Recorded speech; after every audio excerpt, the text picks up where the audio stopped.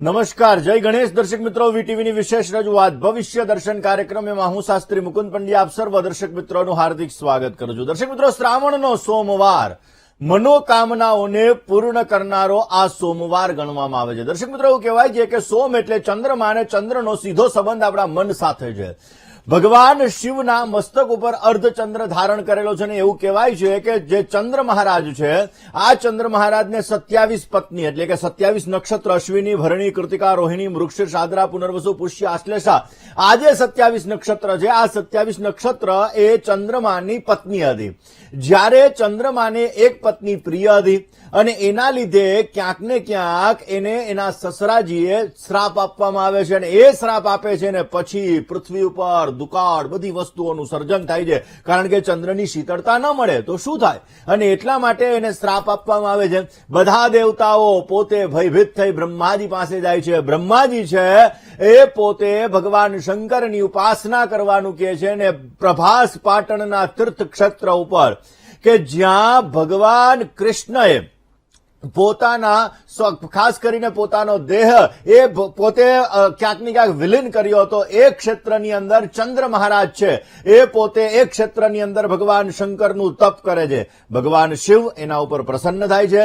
પ્રસન્ન થઈ અને એ જગ્યાએ જે જગ્યાએ સોમ એટલે કે ચંદ્રએ શિવલિંગની સ્થાપના કરી હતી એ આપણે સોમનાથ મહાદેવ કહીએ છીએ. અને ત્યારબાદ ભગવાન શંકર એને એવું વરદાન આપે છે કે શુક્લ પક્ષની અંદર એક એક કળા તમારી વધશે અને કૃષ્ણ પક્ષની અંદર એક એક કળા તમારી ઘટશે. એટલે તમારા સસરાએ આપેલો શ્રાપ એ પણ ક્યાંક ને ક્યાંક સાર્થક થશે અને તમે જે તપ કરેલું છે એ તપ પણ સાર્થક થશે. ને એટલા માટે દર્શક મિત્રો, આપણા મનનો કારક એ ચંદ્રમા છે અને આ ચંદ્રનો વાર એટલે સોમવાર, અને આ સોમવારના દિવસે ભગવાન શાંબ સદા શિવની ઉપાસના ઉત્તમ ગણવામાં આવે છે. દર્શક મિત્રો, એક મુઠ્ઠી વસ્તુ આપણા જીવનની દરેક સમસ્યાને નષ્ટ કરી શકે છે. એક મુઠ્ઠી વસ્તુ શ્રાવણના સોમવારે મનોકામનાઓને પૂર્ણ કરી શકે છે. કેવી રીતે જોઈએ, વાત કરીએ આજના પંચાંગની. દર્શક મિત્રો, આજના પંચાંગની જો વાત કરવામાં આવે તો આજે તારીખ 11 ઓગસ્ટ 2025 અને સોમવારનો આજે દિવસ બની રહ્યો છે.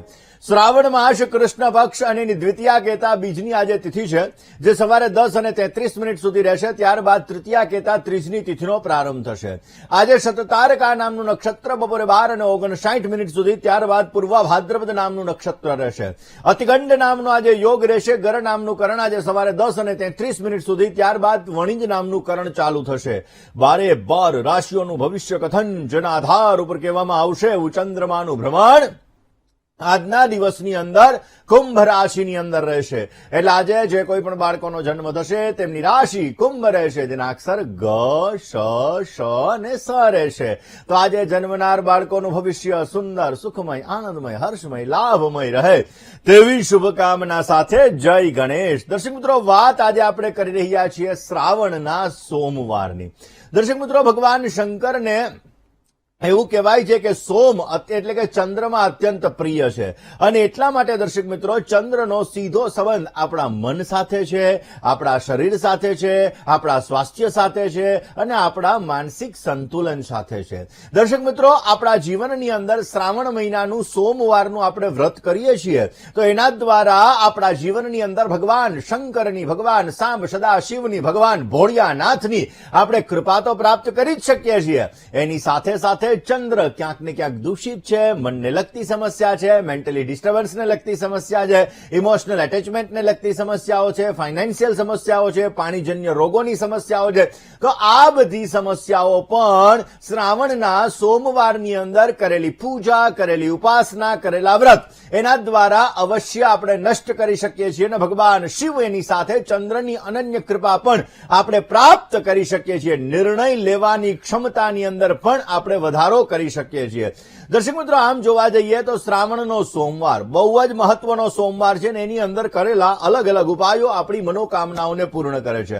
આમ તો શ્રાવણના સોમવારની અંદર જો ભગવાન શંકરની વિશેષ માત્રામાં આરાધના કરવામાં આવે, ભગવાન શિવની પૂજા કરવામાં આવે, ભગવાન શંકર ઉપર દૂધનો, પંચામૃતનો વગેરેનો અભિષેક કરવામાં આવે, ભગવાન શિવ ઉપર બિલ્વ પત્ર અર્પણ કરવામાં આવે, ભગવાન શિવ ઉપર ધતુરો અર્પણ કરવામાં આવે, ભગવાન શિવ ઉપર ભસ્મ અર્પણ કરવામાં આવે, ભાંગ અર્પણ કરવામાં આવે તો એનાથી નીલકંઠ મહાદેવ એટલે કે જેણે પોતાના કંઠની અંદર વિષને હળાહળ વિષને ધારણ કરેલું છે એ ભગવાન શિવ આપણા ઉપર પ્રસન્ન થાય છે, આપણી મનોકામનાઓને પૂર્ણ કરે છે અને આપણા દરેક કાર્યોને સિદ્ધ પણ કરે છે.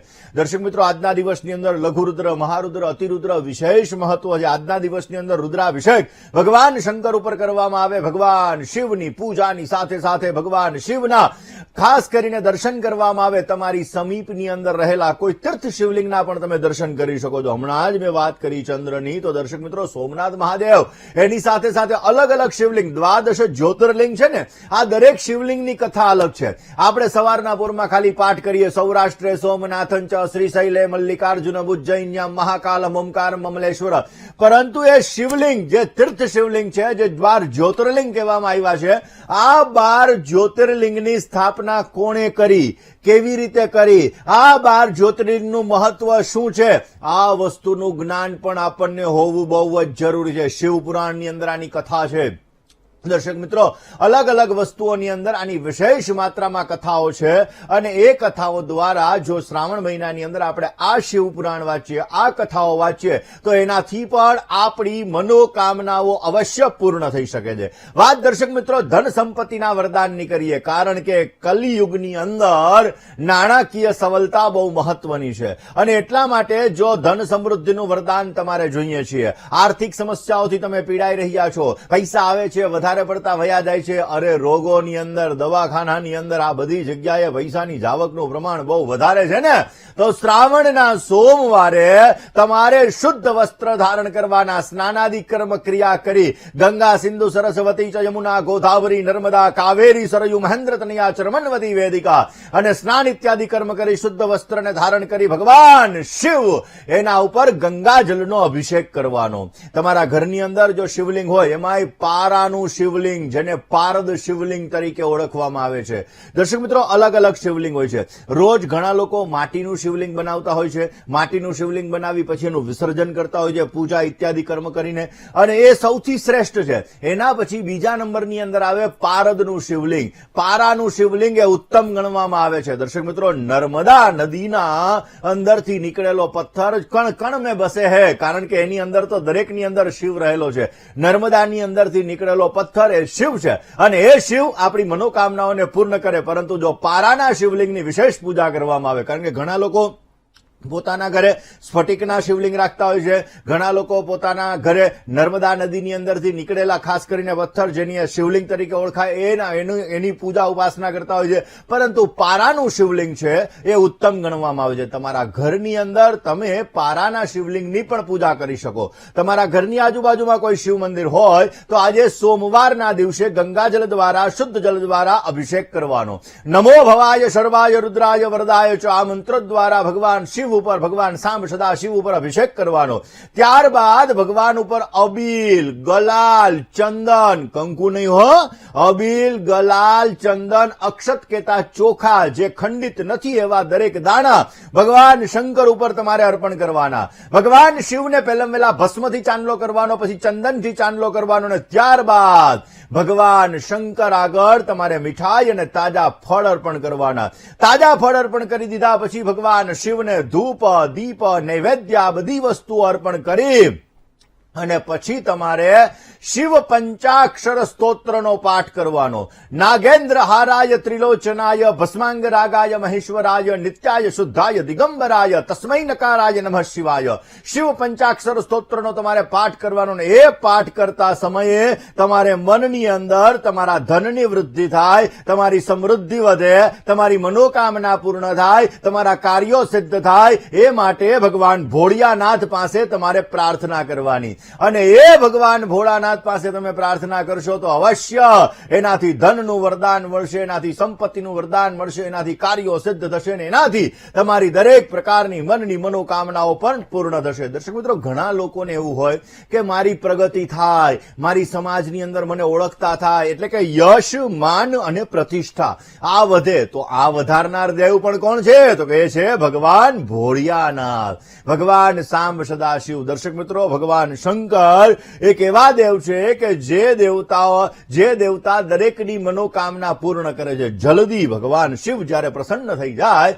ત્યારે વ્યક્તિના જીવનની અંદર મનોકામનાઓ પણ અવશ્ય પરિપૂર્ણ કરે. દર્શક મિત્રો, તમે શિવ પરિવારને જુઓ ને તો તમારા મનની અંદર વિચાર આવે કે આ કેવી રીતે હળીમળીને રહેતા હશે. આપણે એક પરિવારની અંદર માણસ છીએ, છતાંય રહેવાની અંદર વૈચારિક મતભેદ, સમસ્યાઓ, ઘણી બધી વસ્તુઓનું સર્જન થાય.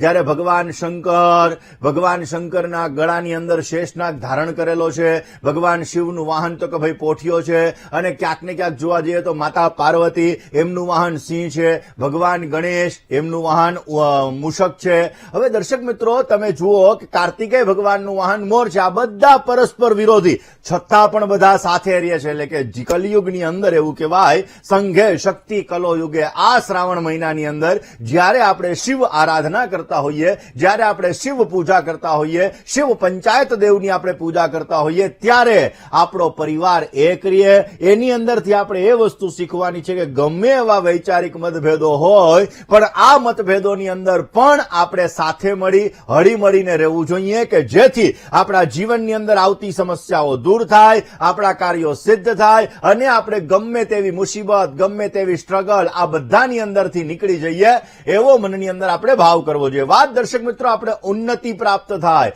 આપણું દરેક જગ્યાએ યશ, માન અને પ્રતિષ્ઠા વધે એ માટેના ઉપાયની કરી રહ્યા છીએ. દર્શક મિત્રો, શ્રાવણ મહિનાની અંદર ભગવાન શિવ ઉપર દૂધ, દહીં, ઘી, મધ અને સાકર, આ પાંચેયનું મિશ્રણ, એને પંચામૃત કહેવામાં આવે. આ પંચામૃતના અભિષેકનું વિશેષ મહત્વ છે. એટલે આ શ્રાવણ મહિનાના સોમવારની અંદર, એટલે કે આજના દિવસની અંદર જો ભગવાન શંકર ઉપર પંચામૃતનો ભોગ અર્પણ કરવામાં આવે, પંચામૃત દ્વારા અભિષેક કરવામાં આવે, અને ત્યારબાદ મહેશાનના પરો દેવો મહિમનો ના પરા સ્તુતિ, અઘોરાનના પરો મંત્રો નાસ્તિ તત્વમ ગુરો પરા, ભગવાન શિવનો જે પુષ્પદંતે રચેલો મહિમ્ન સ્તોત્ર છે એનો પાઠ કરવામાં આવે તો અવશ્ય એના દ્વારા આપણા જીવનની અંદર યશ, માન, પ્રતિષ્ઠા વધે છે, આપણું કોન્ફિડન્સ લેવલ વધે છે, અને આપણા જીવનની અંદર આપણે દરેક પ્રકારની સફળતાના શિખરો સર કરી શકીએ છીએ. દર્શક મિત્રો, એ દર્શન કાર્યક્રમની અંદર 80% ફોન કોલ શેના આવે?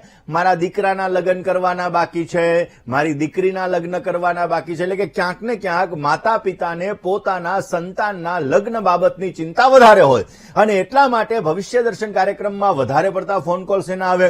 તો તમારા દીકરા દીકરીના લગ્ન બાકી છે અને લગ્નની અંદર બાધા આવે છે, 90-99% લગ્નની વાત આવીને અટકી જાય છે, તો એના માટે કયો ઉપાય કરવો? દર્શક મિત્રો, ખાસ કરીને જોવા જઈએ તો આજે શ્રાવણ મહિનાનો સોમવાર છે.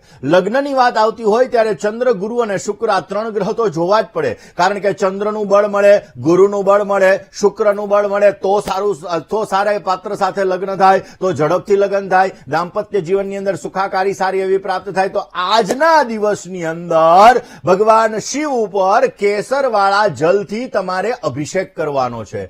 જેના લગ્ન નથી થયા આવા વ્યક્તિએ કેસરવાળા જલથી અભિષેક કરવાનો છે. શિવ પંચાક્ષર મંત્ર, એટલે કે ઓમ નમઃ શિવાય, આ મંત્રનો તમારે જપ કરવાનો છે, અને પછી તમારે તમારા લગ્ન ઝડપથી થઈ જાય એ માટે ભગવાન ભોળિયાનાથ પાસે તમારે પ્રાર્થના કરવાની છે, અને એ ભોળાનાથ તમારી મનોકામનાઓ પૂર્ણ કરીને શીઘ્ર વિવાહ થાય એવું તમને વરદાન પ્રાપ્ત કરાવડાવશે.